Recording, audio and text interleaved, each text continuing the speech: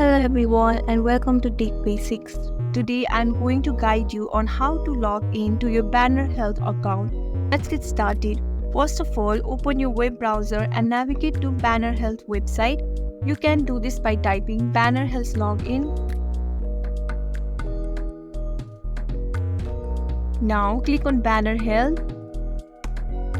After that, you will be directed to login page of Banner Health. Now enter your email address and password, then click on sign in. If you have forgotten your password, you can retrieve it by clicking on forgot password.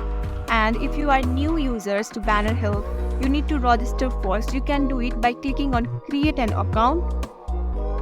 If you have any problem regarding login, you can click on help or you can chat with the representative of Banner Health in real time. Moreover, Banner Health also provides you to create an proxy account for the children who are under 11 and for the dependent adults. To learn more about proxy account, click on Learn about proxy access, and that's it. Follow these simple steps and successfully log in to Banner Health account.